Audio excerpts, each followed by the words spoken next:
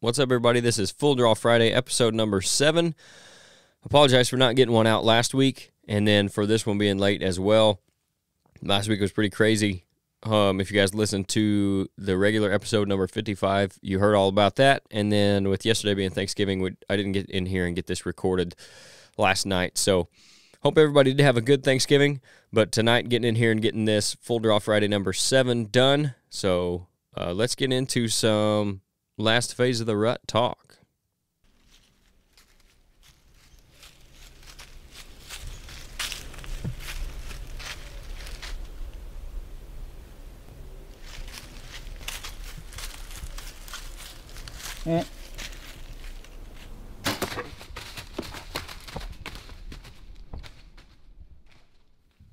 Okay, so episode number 7 of Full Draw Friday.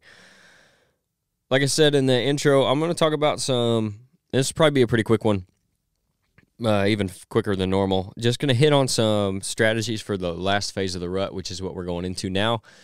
Post-lockdown, starts to that phase around this Thanksgiving week, and then into like the 1st of December, kind of what we're looking at with this. So that's where we're at least where we're at in the Midwest. That's kind of what's going on. We're in that last phase. The does, we're on the back side of the peak estrus cycle now, or the bell curve, I guess, of does that are in estrus. We've been to the peak, and now we're on our way back down towards the end of it. So less and less does are in estrus. The rut's not quite as kicking as hard as it was, I guess is a way to put it.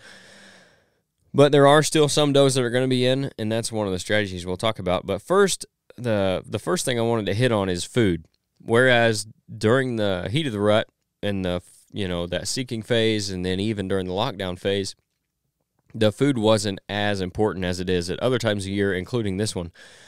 Now that they're coming off of the peak breeding period, those deer are going to be trying to regain their energy and some of the weight that they lost during the rut for the winter. So not only are they going to be hitting food hard here in another, couple weeks or so, they're going to be starting on it now because they got to pack on that weight for the harsh winter weather that we're going to get, December, January, February. They're going to get a head start on getting some fat put back on. So if you've got good food, now's a good time to go check it. That's not to say there aren't certain places where you can't sit in some of those traditional rut stands like a funnel or between bedding areas and still have some success, but it's really limited, going to be more limited now to the early hours and late hours of the day again, the movement is. So they're wore out, they're tired from the rut, they're not going to want to move that far necessarily. We'll get into some situations where they might, but in general, they've been worn down from all the rut and activity. They're going to be wanting to refuel, get back in there on those food sources, and they're not going to be wanting to move very far, especially in the daytime. So the first couple hours, the last couple hours, again, are going to be pretty big to key in on around food sources. So if you do have like a brassica plot of beans that are still standing, corn, any of that stuff, especially if we get a good cold snap again, which I think is supposed to warm up a little bit, but it is supposed to be down in the 30s this weekend. So those are going to be places where you can find the deer, and then especially the does even. And that's where I'm going to kind of switch gears on from the food is, and I guess it kind of goes hand in hand because you are going to find the does on the food. You're still going to have some does that are in estrus, and that's where you might get lucky and find a big buck that's still moving at odd hours of the day, or he's moving farther than he would normally.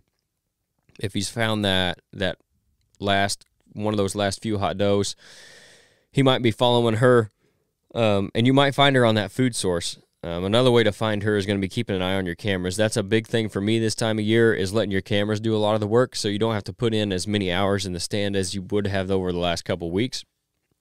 So you can kind of keep an eye on those cameras, monitor what's going on, especially the cell cameras are really handy for that. If you see that there's been a spike in activity and looks like some bucks are following some does, get in there because you've probably got one of those last few estrus does in your area, and that's going to bring a lot of bucks by, and potentially a mature one, potentially your target buck or a shooter for you. So that can be something as well, not just sitting on the food and monitoring that way. I think the trail cameras are huge this time of year, just because they can help you find that last hot doe maybe And then you're going to get into some action that looked more like it did or would have in the second week of November, as opposed to now the third, fourth week of November.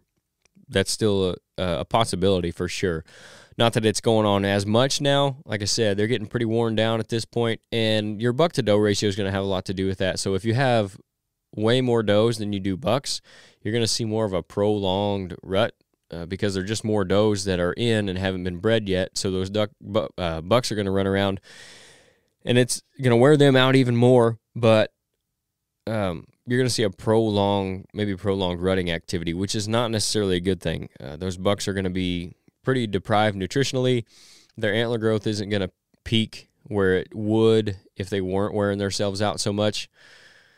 They're dragging out the really stressful time for them, the breeding period, a lot longer than it should be. Whereas opposed to where if you have a good buck to doe ratio, then it's going to be a lot more intense rutting activity for a shorter window of time, which can be perfect for not only for hunting and getting on that big buck, because it's going to be a similar window every year where you can get him when he's going to be on his feet, when all the bucks are going to be on their feet looking for those does, because they got to compete with each other, get out there early and find them before another buck does. But it's also going to help that buck not wear himself down as much, so he's going to have more nutritional value left over. He's not going to have to hit the food as hard as he would and be as stressed out. And then he's going to see that you're going to see that benefit in that deer next year when he grows his next set of antlers, because he's not making up for lost time as far as that goes. He's not like we talked about before, any antler growth, extra antler growth comes from excess in nutrition. So if he's not making it to that excess point because he's worn himself out, because he's drug out during this long breeding period, he's not going to grow any extra antler, as opposed to the flip side of that, where you got that short, intense period of rutting activity, and then they go back to kind of their normal everyday stuff of feeding. Then they're going to hit that excess point, and they're not going to be stressed out during the winter, and they're going to grow a bigger set of antlers next year. The body weight's going to go up as well. You're just going to see bigger bucks overall. So that's one thing to keep in mind with your buck to doe ratio and what you're seeing this time of year. And that'll have a lot of effect on it. If your buck to doe ratio is not where it should be, then some of this stuff that we talk about a lot is not going to resonate, because it's not going to be what you're seeing. So just keep that in mind. And late season can be a good time to get on some does and take some out of the herd if you need to. Obviously, they've been bred, so if you've got a decent buck that has bred that doe, you're potentially taking that away. But like I said, if your buck to doe ratio is out of whack anyway, it's worth it to bring that back into where it needs to be. So that's something to keep in mind as well. If you're not seeing some of this stuff that I'm talking about, that's a potential reason why. But that's back to the camera thing. That's where I think they really come in, is finding those does that are left that haven't been bred yet. So you can maybe get on that buck when he finds that doe. And it's going to be one of those deals where, kind of like it was at the beginning of the rut, you're going to see peaking activity on that camera, does coming through, and then bucks coming through shortly thereafter them, and that can go on for 10, 12, 15, even 24 hours. So if you're getting those pictures real time, especially, that's really going to help increase your chances. Another reason the cameras are going to be important is you might get a regular on a food source. So you might get that mature buck coming out on almost like a early season pattern, hitting that food. If he's done with the rut and he's done with their breeding for the most part, and he's going back to that feeding mode, you might get him pretty regular on your trail camera. So if you've got it over the food source, and that's something to note too, probably a good time if you can get in there and do it without messing too much up and leaving too much, intruding too much. You can move your cameras back to food sources now, and it'd be a pretty good indicator of what you not only still have left, but what deer are in your area, maybe moved in because you have the food, and then again, maybe catch one on a pattern, somewhat of a pattern, and be able to go in there and kill them that way. So maybe move those cameras off the scrapes now back to food sources between food and bedding rather than between two bedding areas. If you can get it between the food and bedding, that's going to be a good place as well. And same way, keying back in on those stands. We're not looking at the funnels as much now, not looking at the between the bedding area stands as much.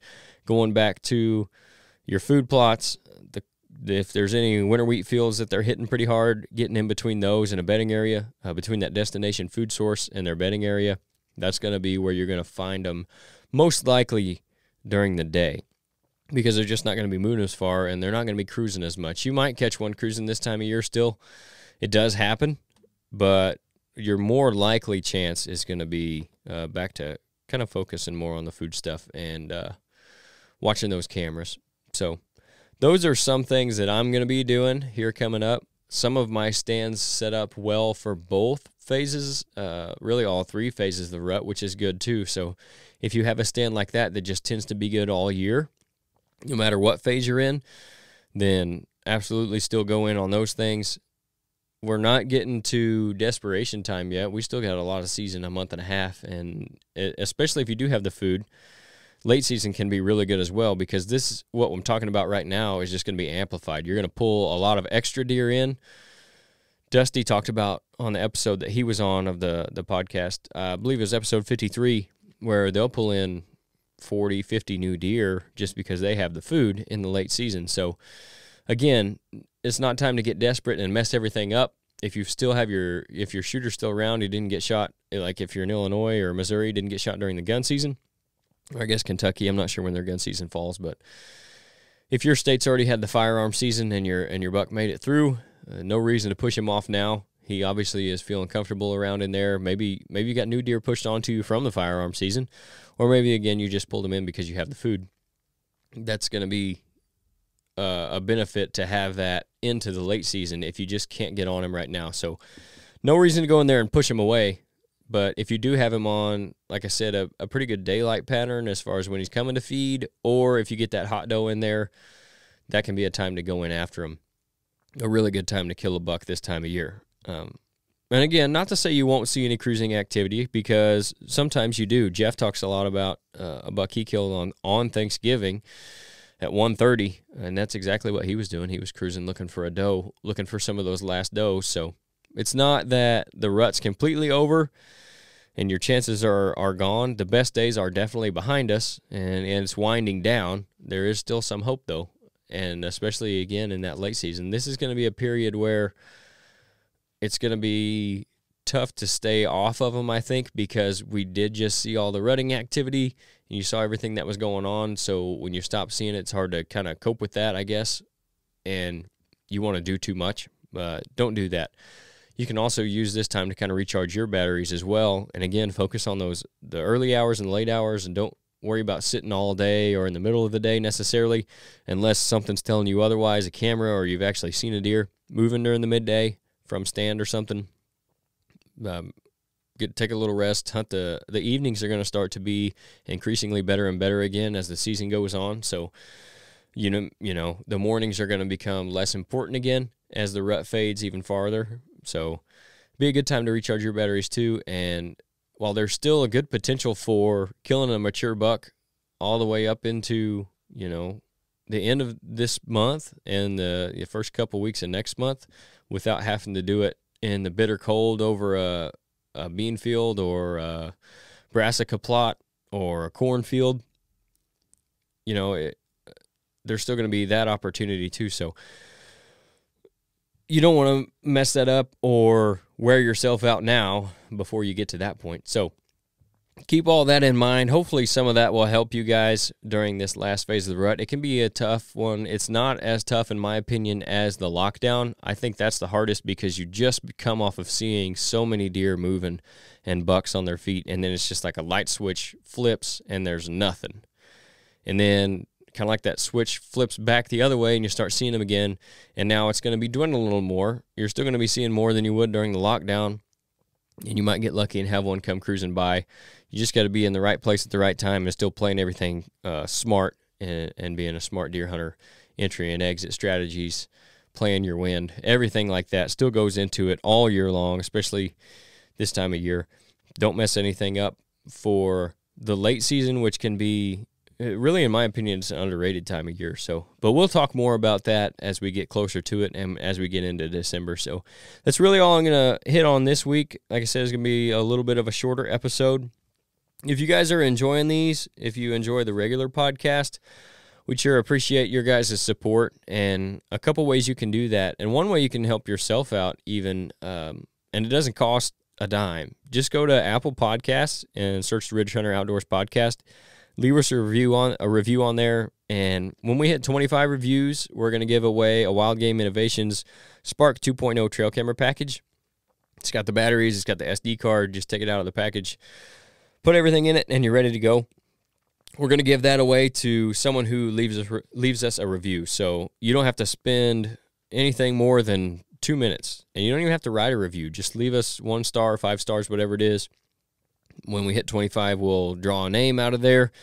We'll announce it on here and on our Facebook page, and we'll send you that trail camera. So that's a way you guys can help support. I know it doesn't seem like much, but that does a lot for helping us get more listeners just by going in there and doing the reviews. Same way with the YouTube. The algorithm works similarly there. So if you do watch this on YouTube, and again, I apologize, this isn't on video tonight because I'm kind of running on short time. It's already late. So I will post it on YouTube. It just won't be the video like the other Full Drop Fridays have been. I'll get back to that next week. But back to the support part of it. If you guys subscribe to the channel, obviously that helps.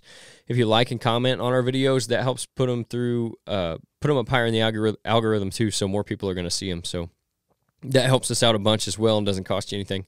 And then follow us on Spotify as well. That way you can keep up and know when everything's coming out if you're listening on Spotify.